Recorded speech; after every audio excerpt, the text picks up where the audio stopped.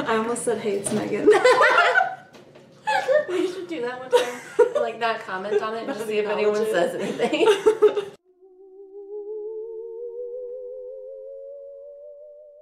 Hey, it's Sue. And Megan. And we're coming back at you from the asteroid belt. Yep, we are here at the asteroid belt, and we are going to try to build our settlement. Civilization up here. in this mouth. Yeah. We managed to get some beer imported. We did. We brewed our own, but like, you know how it is with homebrew, so. Right. So we have this Exodus. Oh, how appropriate. Hey! That's serendipitous. Jamaican coffee porter. Yeah. From Sweetwater Brewing Company. Yeah, Sweetwater Brewing Company survived the earth ruining, and they're kicking it on Mercury. Yeah. So they shipped us some beer from Mercury. Yeah. You know. Cheers. Cheers.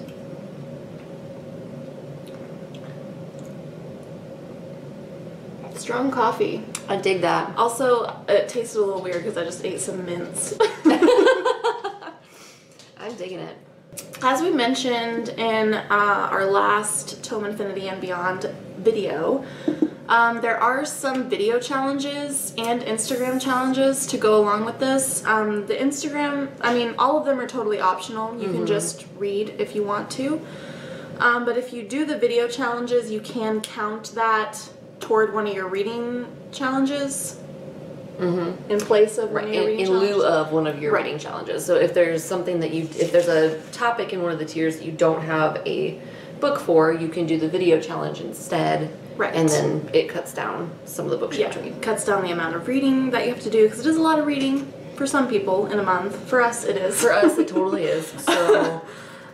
So we'll quickly go through the video challenges, and if you want to hear some more details about it, and if you want to hear what the Instagram challenges are, you can go over to Megan from Tome Infinity, her video where she talks about all of them in detail, and we'll link it down below. Yes. Okay, so the video challenges are, January 1st is to make your settlement's flag. So you can do that however you want to. Yep. Whatever you want your flag to be. Yep. And January 8th, these are all on Tuesday. Just FYI. Just sweet. But January 8th is crap cosplay. So the idea there is just to come up, dress like a sci-fi character of your choosing with either stuff you already own or just like $5 or $10. The idea is like to not spend a lot of money and be creative. January 15th is Time Attack. And for this, you have to give a 30-second review of a sci-fi book. And that can be one you did or didn't like, doesn't matter, but no more than 30 seconds. Right. So it shouldn't take long to film. No, or edit. Quick AF. January 22nd is Book Rockets. Which that is to build a rocket out of books. And again, you can just be as creative as you want. Truth fact. So then January 29th is the last Vidya challenge, and that is Doc Unite Exterminate. Which is basically the sci-fi version of Fuck, Marry, Kill. Yep. So get you some characters, put them in a receptacle. Yeah. And draw them out and decide which one you want to dock with. Dirty old man laugh. Know what I'm saying? No, I'm saying. Which one you want to unite with. And which one you would like to exterminate? I was being a Dalek. I was being metal. That's the name of my sci-fi themed metal band. Well, everyone's going to think it's Doctor Who themed then. That's sci-fi. It is, but cool. You don't watch Doctor Who, so no, I'd be like, I don't know. Alright, so now we're going to get into what we're reading for these challenges, and so you guys can get an idea of what you might be able to read to do for this. We are splitting up the tiers, and so we're each taking, there's 6 challenges in each tier, we're each taking 3 of the challenges. Yes. So that way, again, it kind of eliminates, or it cuts down on the amount of reading we'd have to do, and makes it theoretically possible that we could finish the readathon. Right. So for tier 1, I have water, food, and air. So for water and food, I am counting The Martian by Andy Weir, because he is trapped on Mars and has to figure out how to survive, and water and food are an essential part of not dying. So there you go. True. And then for air, I'm going to read Feral by James DeMonico and B.K. Evanson, which is a zombie novel. Air, you know. And it's an airborne pathogen. It's an airborne pathogen. So. And I have Fire, Sleep, and Shelter. So for Fire, I'm planning to read Parable of the Talents by Octavia Butler. I just read Parable of the Sower last month, or this month, I guess, still. So this is the sequel, and I'm kind of just guessing that fire is still an element in this novel because it was pretty heavily a part of the first novel, and there's a drug called pyro that makes people want to set fires, and the fires kind of like mesmerize them. So I'm gonna assume that's still a thing in this novel, hopefully. If not, I'll have to find something else. For Sleep, I'm going to read Volume 2 of Regression by Cullen Bunn. It's a graphic novel, and this man undergoes regression therapy, which would involve sleeping, or at least being unconscious. So there's that. Yes. And then for Shelter, I'm going to read Saga Volume 1, which I don't know if this actually involves Shelter, but it is one of the host's favorite books. So I'm plugging it in for Shelter, because you can count a host's favorite book for any challenge. Any challenge. That will take care of Tier 1 for us. For Tier 2, I have Medicine, Education, and Trading. And I'm noticing now that you cross-counted things like cross-tiered, and I didn't even think to do that, which is why I don't know if that was allowed, but I did it. No, that's smart. I should have done that. Because I was just counting things within the tier as like multiple books, but it would have been smarter to do it that way, and I didn't even think about it. Smart girl.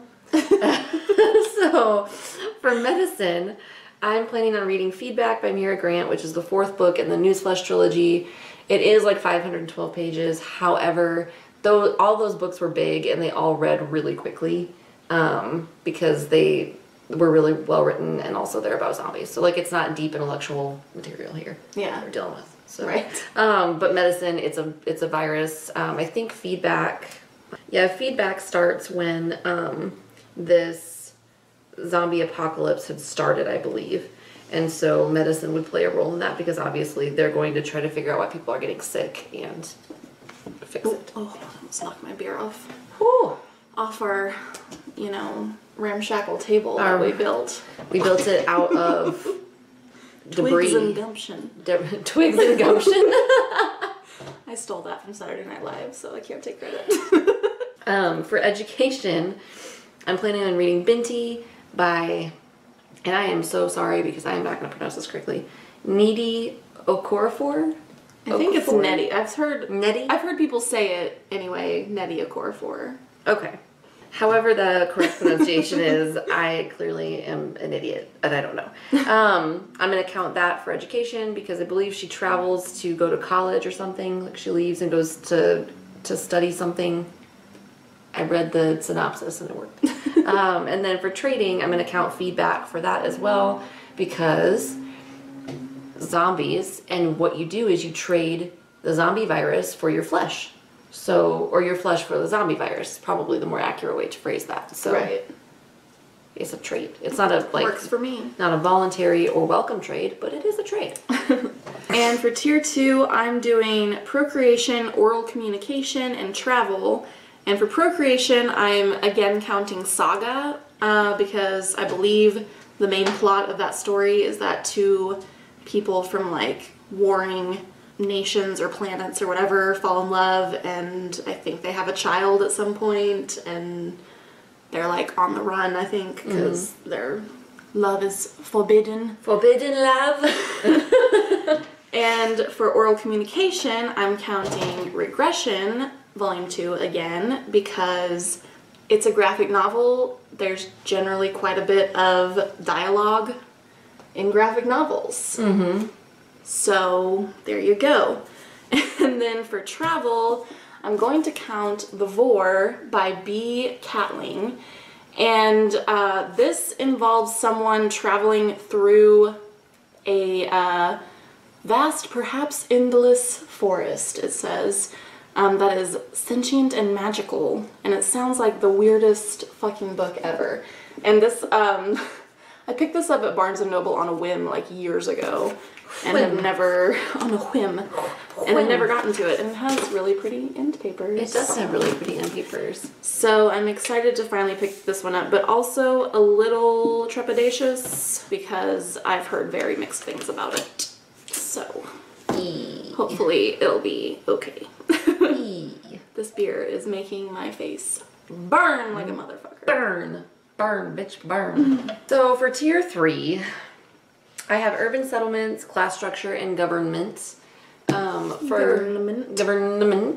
For urban settlements, I was gonna read After Atlas, for a reason, because I believe that this takes place in a city, and a detective has to try to solve a thing, and that usually takes place in a city.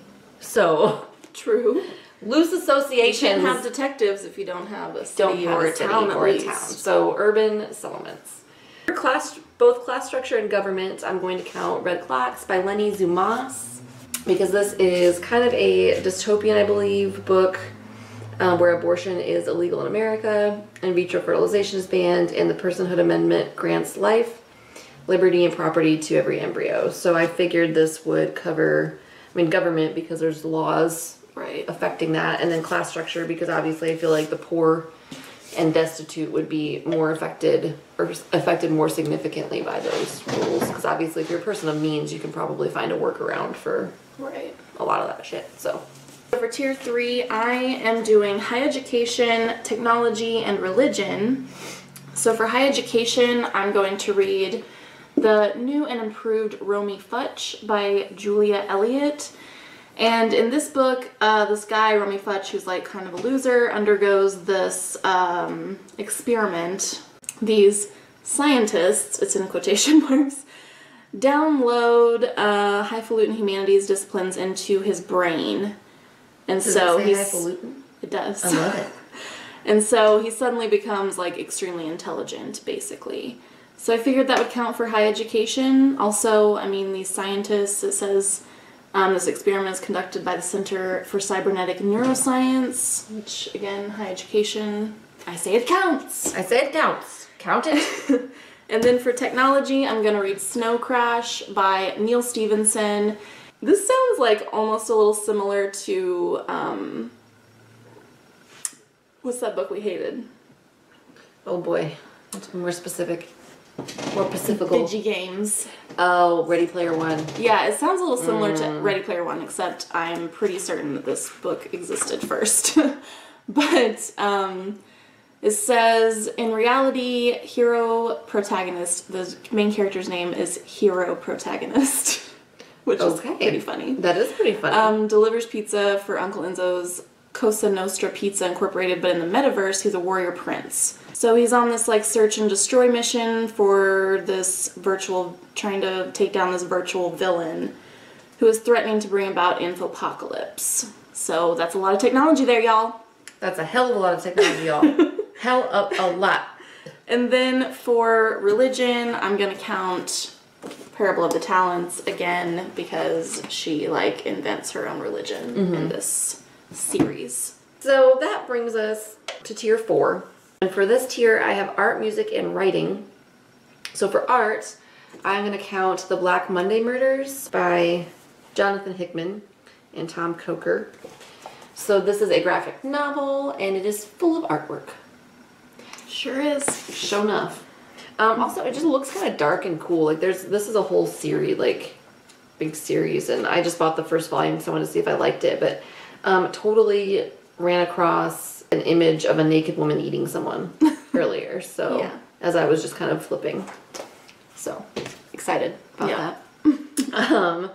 And then I'm going to read Radiance for music and writing. Yeah. So and it's by Catherine M. Valente. Catherine M. She's gonna borrow it from me. I am gonna borrow it from Susan. So, and for tier 4, I have dance, acting / theater, and invention. So for dance, stay with me on this one. Hear me out.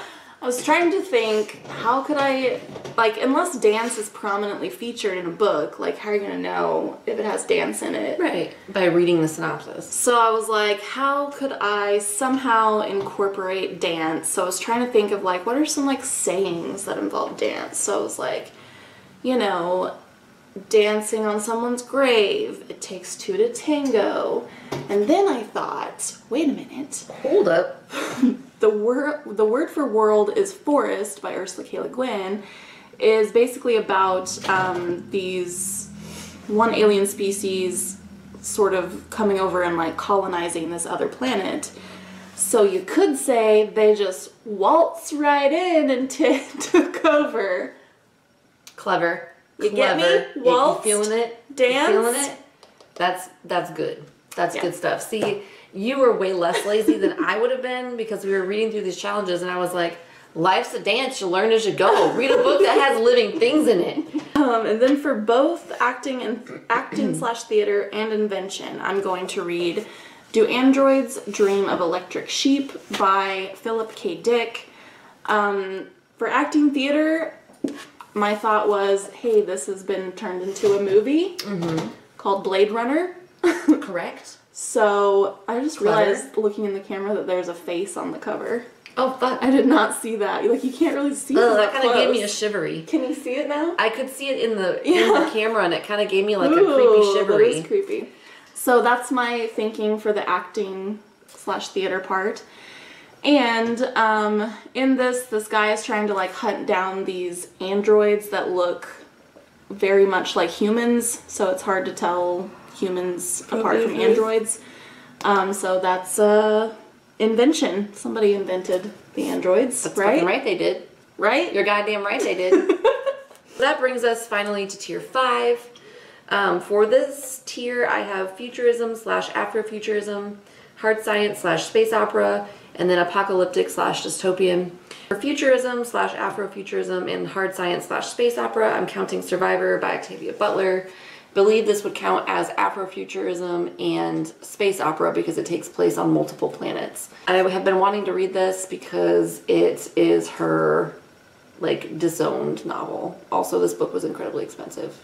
So then for apocalyptic dystopian, I was going to read Countdown by Mira Grant, which is a newsflash novella, which I may actually end up counting for medicine as well because it takes place in the year 2014 when the zombie apocalypse in this universe happened. And the reason why it happened was because they came up with a cure for cancer, like a virus that cured cancer and a virus that cured the common cold. These viruses merged and that's what caused the zombie apocalypse. So that does pertain to medicine. And Countdown is 82 pages, whereas Feedback is 512. Right. Does it matter what order you read them in? No, because Countdown takes place before the series starts. Okay. And then, so it's like a prequel. yeah, Feedback is after the other 3, I think. For tier 5, I have cyberpunk slash steampunk, science fantasy slash bizarre, and vintage slash space western. So for cyberpunk, I'm gonna read Snow Crash. It's cyberpunk. Yeah. For science fantasy slash bizarre, I'm gonna read The Vor, which I think would maybe count for both science fantasy and bizarre. Sounds like it. And then for vintage, I am counting the word for world is forest, which was published in probably at least 1972. So there you go. Vintage. So that's it. That's what we're doing. So again, I kind of feel like I personally may fail spectacularly and our civilization may be a little bit Hopefully we can at least, you know, Neanderthal-y. Hopefully we can at least get some like shelter and basic needs. That would be optimal. I mean, up. there's a lot of space debris about, so surely we can pull some shit to make some shit, you know. If you're posting a TBR video, then let us know and we'll go check it out. For sure. Good luck and Godspeed. Via con Dios, my friends.